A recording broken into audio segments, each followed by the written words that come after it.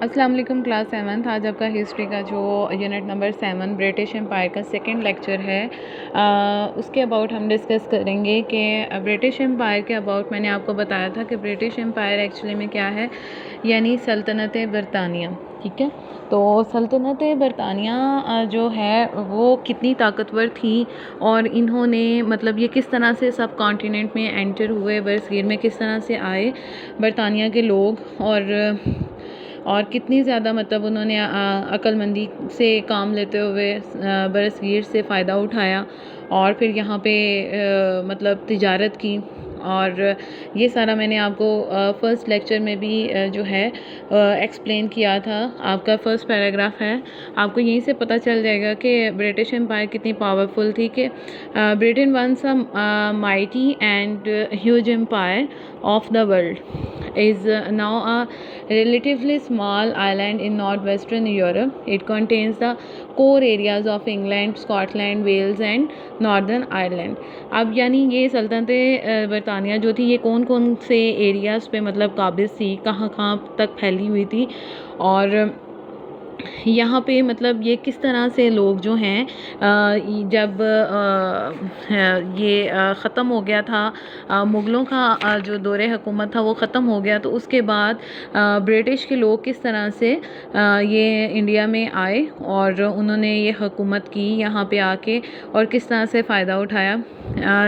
यानी ये एक ऐसी सरज़मीन थी, जैसे मैंने आपको प्रीवियस लेक्चर में भी ये एक्सप्लेन किया था कि ब्रिटिश के अबाउट जो है वो साइकोलॉजिकल इम्पैक्ट क्या था, कि क्या कहा जाता था इनके बारे में, क्या स्टेटमेंट थी, the empire on which the sun never set, यानी कि ये एक ऐसी सल्तनत है जहाँ का सूरज कभी भी गरूब नहीं होगा। ठीक है, ये सल्तनत बरतानिया पूरी दुनिया में फैली हुई थी। आधी दुनिया तो इसकी ग़ुलाम थी और बाकी आधी दुनिया में कोई ऐसा नहीं था जो इसके सामने खड़ा हो सकता था। ठीक है, आज से 100 साल पहले कौन सा मुल्क कितना ज़्यादा ताकतवर था, इसका अंदाज़ा इस मुल्क के नेचुरल रिसोर्सेज से लगाया जाता है। तो मैंने आपको बताया था कि जो सब कॉन्टिनेंट था बरसगीर, वहाँ के नेचुरल रिसोर्सेज में स्पाइसेस आते थे, और स्पाइसेस मतलब यही चीज़ ने इनको ब्रिटिश वालों को जो है वो अट्रैक्ट किया, और हर मुल्क के जितने ज़्यादा अच्छे नेचुरल रिसोर्सेज होते हैं वो मुल्क उतनी ही ज़्यादा मतलब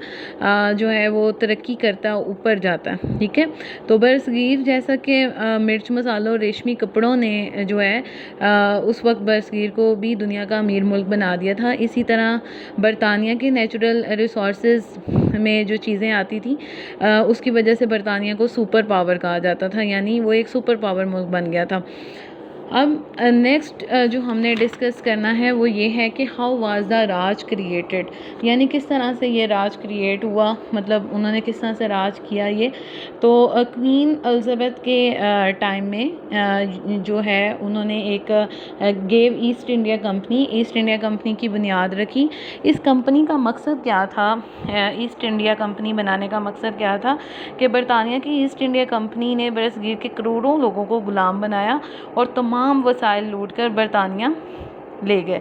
और आज से कोई 420 साल कबल बरतानिया की मलका एलिज़ाबेथ, जैसे कि यहाँ पे नेम भी मेंशन है, क्वीन एलिज़ाबेथ जो है उसने तकरीबन बहुत ज़्यादा मतलब अपना इस्तेमाल करते हुए, अक्लमंदी से काम लेते हुए उसने बहुत से सब कॉन्टिनेंट के बहुत से लोगों को अपना ग़ुलाम बनाया और फिर उनसे फ़ायदा उठाया। और इस तरह से आपको ये रीडिंग में भी नज़र आ रहा है। In the early 17th century a number of European states like England, Holland, Portugal and France would fund and send traders to take their share of the great Indian Ocean trade in luxury items. This was the beginning of how the Europeans started their trade with the Indian subcontinent. Initially, it was purely a trade to pay for the debts back in their homelands in Europe where the economies were in a bad shape. ठीक है, तो ये किस तरह से हुआ, उसके बाद over the course of, next page पे आप देखें, over the course of 17th century the East India Company continue to trade in India with huge profits. यानी ईस्ट इंडिया कंपनी जो है वो क्यों काम कर रही थी इंडिया के साथ, इसलिए कर रही थी कि वो इससे बहुत ज़्यादा फ़ायदा हासिल कर सके। ठीक है, in 1640 it had enough money to purchase Madras from an Indian ruler. यानी कि वो इतनी ज़्यादा रिच हो चुकी थी कि वो इंडियन जो हुक्मरान था मद्रास यानी एक इलाके का हुक्मरान था, उसको भी वो मतलब परचेज़ कर सकते थे, उससे भी फ़ायदा उठा सकते थे। और there were greater work opportunities and people from surrounding area started coming to Madras for lucrative work. और लोग जो थे मद्रास का जो एरिया था वहाँ पे नफ़ा हासिल करने के लिए और ज़्यादा काम हासिल करने के लिए, ज़्यादा आमदनी के लिए उन इलाकों की तरफ आ गए। The population of Madras had grown to around 100,000 people. और इस तरह से इस इलाके की जो आबादी थी वो भी फिर इस वजह से बढ़ना शुरू हो गई क्योंकि यहाँ पे मौके जो थे वो ज़्यादा थे। ठीक है, ट्रेड ज़्यादा थी। और जिस तरह से इस पेज के फर्स्ट पेज पे भी लिखा है, as the trade volume increased and the company started making more profits. East India Company एक ऐसी कंपनी बनी थी जिसने मतलब बहुत ज़्यादा प्रॉफिट्स हासिल भी किए और फ़ायदा भी उठाया। और Indian textiles exported from Madras by the company had ground all over Europe and south east Asia and the textile trade extremely profitable. Madras was getting richer and the East India Company more powerful. तो ये सारा east India company के about बताया हुआ है और उसके अलावा मद्रास का जो इलाका है उसके अबाउट बताया हुआ है।